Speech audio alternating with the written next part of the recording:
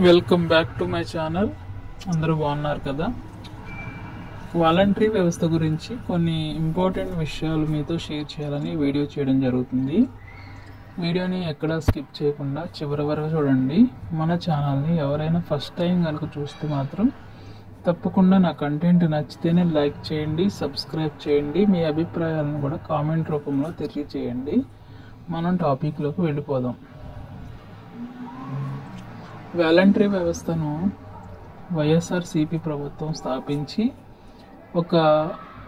వాళ్ళకొక బాధ్యతలను అప్పచెప్పి వాళ్ళ ద్వారానే ఎన్నో ప్రయోజనాలను చేకూర్చుకుందని మనం సోషల్ మీడియాలో వింటూనే ఉంటున్నాం. వాలంటరీ వ్యవస్థ అనేది మన ఏపీ రాష్ట్రానికి ఒక కీలకం అయిపోయింది. ఈ టాపిక్ అనేది చాలా ఒక ఆసక్తికరమైన విషయంగా మారిపోయింది. దాన్ని బేస్ చేసుకుని ఎన్నో ఫేక్ న్యూస్లు రావడం, వాలంటరీ వ్యవస్థను కన్ఫ్యూజ్ చేయడం, వాలంటరీగా ఎదురు చూస్తున్న వారికి ఒక నిరుత్సాహత, వస్తే బాగుండు అనే మనసు, ఇలాంటివన్నీ కూడా చాలా బాధాకరమైన విషయాలు మీతో షేర్ చేస్తున్నా నేను. అయితే ఎందుకంటే ఏపీలో ఉన్నాం కాబట్టి మన తోటి ఫ్రెండ్స్ వాళ్ళు బాధపడుతుంటే మనకు కూడా బాధ అనిపిస్తుంది. అందుకే నేను కొన్ని విషయాలు మీతో ఒక ఓపెన్గా మాట్లాడదామని వీడియో చేస్తున్నాను. ఎవరు నన్ను తప్పుగా భావించకుండా, ఎవరికైనా బాధ అనిపిస్తే క్షమించండి. అయితే మనం ఉన్న విషయాన్ని ఫ్రాంక్గా మాట్లాడుకుందాం. వాలంటరీ వ్యవస్థ చాలా ఇంపార్టెంట్ ప్రజెంట్ ఏపీకి, కానీ దాన్ని హోల్డ్లో పెట్టింది ప్రభుత్వం. కారణం ఏంటంటే వైసీపీ ప్రభుత్వం ఉన్నప్పుడు వాలంటరీ కీలక పాత్ర పోషిస్తున్నాయి అనే సంచలన వాక్యాలకి వీరు ప్రతిస్పందనగా వాలంటీర్ లేకపోయినా ఎక్కడా కూడా పింఛన్ల పంపిణీ, ప్రభుత్వ కార్యక్రమాలు ఏ విధంగా ఆగవు అని నిరూపించుకోవడానికి వాళ్ళైతే ఈ మంత్ పింఛన్ల పంపిణీ సక్సెస్ఫుల్గా గ్రాండ్గా చేయడం జరిగింది.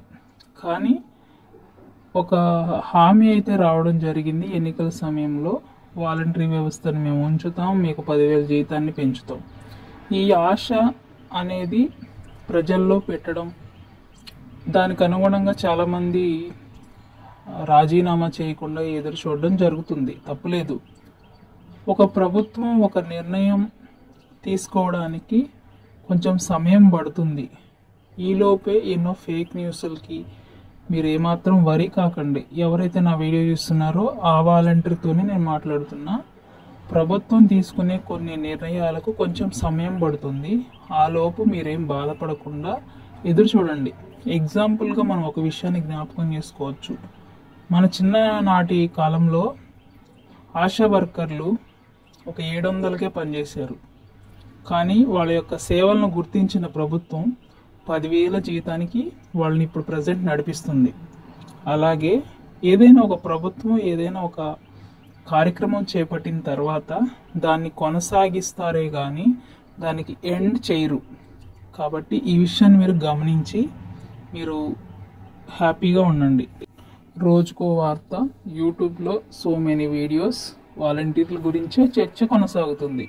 ఈ టాపిక్ అనేది ఒక ట్రెండింగ్ టాపిక్ అయిపోయింది. కాబట్టి వాలంటరీగా ఉన్న మీ అందరూ కూడా చెప్పే విషయం ఒకటే, ఎన్ని న్యూస్లు వచ్చినా, ఎన్ని ఫేక్ న్యూస్లు వచ్చినా, ఒక ప్రభుత్వం ఒక నిర్ణయం తీసుకున్న తర్వాత దాన్ని తుది మెరుగులు చేసి ఇంప్లిమెంటేషన్ చేసైనా దాన్ని ఏదో విధంగా ముందుకు తీసుకెళ్తారే కానీ దానికి పాయింట్ అనేది క్లోజ్ చేయరు, ఆ ఫైల్ అనేది క్లోజ్ చేయరు.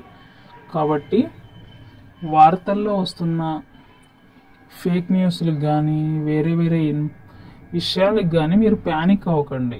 ఈలోపు మీరు మీకు తోచిన జాబ్ చేసుకుంటూ సమయాన్ని వేస్ట్ చేయకుండా ఏదో విధంగా ట్రై చేయండి. లేకపోతే యూట్యూబే స్టార్ట్ చేయండి. యూట్యూబ్ ద్వారా మీ అభిప్రాయాలను పంచుకోండి. వాలంటరీగా మీరు పడిన కష్టాన్ని తెలియజేయండి. యూట్యూబ్లో కూడా సో మెనీ మెంబర్స్, నాలెడ్జ్ లేని పీపులే లక్షల్లో సంపాదిస్తున్నారు. ఈ విషయం మీకు తెలియకపోదు. బట్ ఏంటంటే నా తరపు నుంచి మీకు సలహా ఇస్తున్నా. టైం వేస్ట్ చేసుకోకుండా ఈ ప్రభుత్వం ఏదో ఒక నిర్ణయం తీసుకునే లోపు మీ ప్రయత్నం మీరు చేయండి. మీరు చేసే ప్రయత్నానికి తప్పకుండా ఏదో రోజు విజయం వస్తుంది. కాబట్టి డియర్ ఫ్రెండ్స్, వాలంటీర్గా ఉన్న ప్రతి ఒక్కరికి నేను చెప్పేది ఏంటంటే, మీ బాధను నేను అర్థం చేసుకుని నాకు ఎందుకో ఈ విషయాలు చెప్పాలనిపించింది, అందుకే చెప్తున్నాను. వాలంటరీ వ్యవస్థ ఉంటుందా, ఓడుతుందా, రకరకాల కాంట్రవర్సీ జరుగుతుంది ఫ్రెండ్స్. ఇదంతా మనకు అవసరం లేదు, కానీ ఒకటే అనుకోండి, మీరు కష్టపడ్డారు, ప్రజలకు ఉపయోగపడ్డారు, ఏదో రోజు మీకు గుర్తింపు అయితే పక్కాగా వస్తుంది. వచ్చే వరకు వేచి ఉండండి, సమయాన్ని వృధా చేసుకోకండి. మీ సమయం మీకు వస్తుంది ఏదో ఒక రోజు. ఆ రోజు మీరు వాలంటీర్గా కొనసాగుతారు, 10,000 జీతం తీసుకుంటారు, మెరుగైన జీవితం జీవిస్తారు.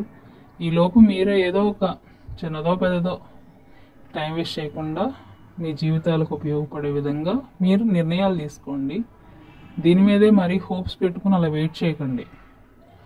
ఏదో ఒక రోజు వచ్చేది వస్తుంది. గవర్నమెంట్ నుంచి వచ్చాయి 100% ఏదో రోజు వస్తాయి, కానీ లేట్ పట్టవచ్చు. ప్రభుత్వం తీసుకునే నిర్ణయాలకి కొంచెం టైం పడుతుంది.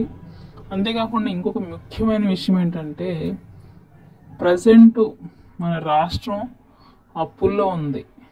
ఆ అప్పుల నుంచి బయటపడడానికి ఎన్నో మార్గాలు చూస్తున్నారు.